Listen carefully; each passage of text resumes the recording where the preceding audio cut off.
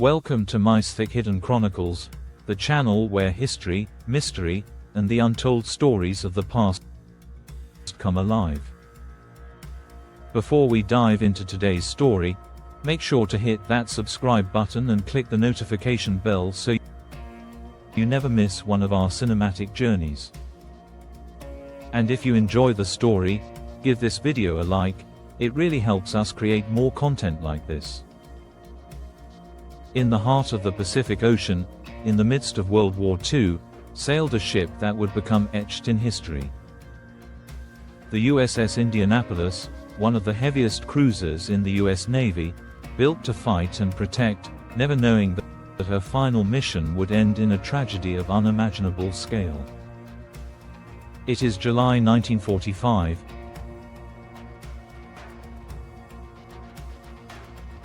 The war in the Pacific is nearing its end, but a secret mission awaits. The Indianapolis carries components of a bomb that will change the course of history, a bomb destined for Hiroshima. Not a single crew member knows the full scope of the mission. All they know is that they must complete what no one else can. At sea, the days seem calm, almost peaceful. The crew laughs, plays cards, tends to their duties. But fate has other plans.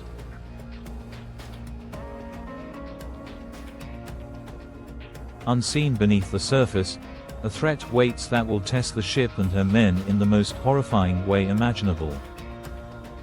Within hours, the Indianapolis will be struck. A torpedo, fired by a Japanese submarine, will tear the ship apart. For hundreds of men, a nightmare will begin, a battle against thirst, scorching heat, despair, and the sharks lurking in the shadows of the Pacific. This is the story of the USS Indianapolis, her crew, and their desperate struggle to survive in the heart of hell. The night of July 30, 1945, began like any other. The USS Indianapolis sailed through the vast Pacific, unaware that destiny was closing in. Over 1,100 men were aboard, their minds focused on routine that would vanish in an instant. Hidden beneath the waves, the Japanese submarine I-58 tracked the cruiser. Commander Michitsura Hashimoto had orders, and an opportunity. In the dead of night, the ocean itself became a weapon. Then, in a terrifying instant, two torpedoes struck. The ship shook violently as the hull ruptured, and a roar of chaos filled the air. Men were thrown into the darkness, and within 12 minutes, the mighty cruiser disappeared beneath the waves. Over 900 men plunged into the open water. Most had no life jackets. No food, no fresh water, only the burning sun above and the endless, merciless sea below. Shock, fear, and confusion gripped them all. Survival had become the only mission. In those first hours, many died before the sharks arrived. Exhaustion, injuries, and panic claimed their lives. Those who remained clung to floating debris, praying for rescue that would not come. For the men who survived the initial sinking, the true nightmare was only beginning.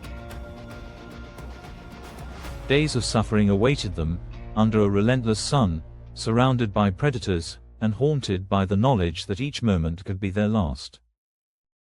As dawn broke over the vast Pacific, the true scale of the disaster became clear. Hundreds of men drifted alone or in small groups, soaked and burning under the relentless sun. Many were already injured, some barely conscious. Survival was no longer certain. It was a desperate gamble with nature itself. Without food or fresh water, the men began to succumb to dehydration. Salt water burned their lips and eyes. Some drank the seawater in desperation, only to hasten their collapse. The sun blazed mercilessly, leaving scorched, parched bodies, and minds teetering on the edge of madness. Hours turned into a day, and a day into a second. Men hallucinated, seeing shadows in the water, hearing voices that weren't there. Friends and strangers alike were attacked by the mind itself. Some lashed out at those around them, consumed by fear and exhaustion. Each wave brought a new test of will. Then came the predators.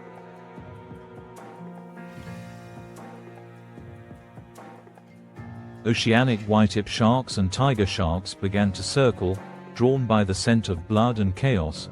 Most deaths in the following days were from exposure, but the sharks struck relentlessly at the weak and wounded, dragging men beneath the waves while their companions could only scream in horror. At night, the ocean itself seemed alive. The water glowed faintly with phosphorescence, and with blood. Men described waking to screams as their shipmates vanished into the depths. Those who survived the day were forced to endure the terror of the night, never knowing if they would live to see dawn. For 3 long days, the men drifted, clinging to debris and hope. Some prayed, some cried, some whispered their final words. Their strength and spirit were pushed to the absolute limit. And yet, through despair and death, a fragile hope remained, the hope that rescue might still arrive. On the 4th day, hope finally arrived. A Navy patrol plane spotted floating bodies and debris scattered across the water. The USS Indianapolis survivors had endured 3 days of unimaginable suffering, but now rescue was at hand. Lieutenant Commander Adrian Marks and his crew heroically landed a small seaplane among the survivors, rescuing 56 men directly. Additional ships were dispatched, saving a total of 316 men from the original 900 who had entered the water. For those rescued, survival was a miracle, but the scars would remain forever. 584 men perished in the Pacific, many from exposure, dehydration, or injuries, and some from shark attacks. The tragedy was compounded by the fact that no distress signal had been received, leaving the men adrift and alone for days. The USS Indianapolis disaster became one of the deadliest maritime tragedies in U.S. military history. Captain Charles B. McVay III, the commander of the Indianapolis, faced the harsh scrutiny of history. Accused of negligence for failing to zigzag the ship, a maneuver thought to reduce the risk of torpedo attacks, he was court-martialed. Despite testimony from the Japanese submarine captain confirming McVay had done all he could, he was convicted. The weight of blame and guilt haunted him for the rest of his life.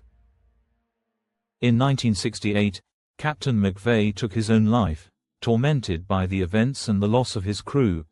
Decades later, in 2000, the U.S. Congress posthumously exonerated him, finally acknowledging the injustice. The story of the USS Indianapolis is not just one of death and horror, but of courage, sacrifice, and the relentless pursuit of truth. The USS Indianapolis rests deep in the Philippine Sea, a silent witness to history. Survivors continue to meet each year, sharing their stories, honoring the fallen, and keeping the memory of those lost alive. Their courage endures, a testament to the human spirit in the face of unimaginable horror. This is the story of the USS Indianapolis, a story of bravery, tragedy, and survival. A story that reminds us of the fragility of life, the horrors of war, and the resilience of the human soul. Thank you for joining us on this harrowing journey into history. If you were moved or fascinated by the story of the USS Indianapolis, please like this video and share your thoughts in the comments. We'd love to hear what you think. And remember, subscribe to Mystic Hidden Chronicles for more cinematic stories of war, mystery, and untold legends. Until next time, history waits.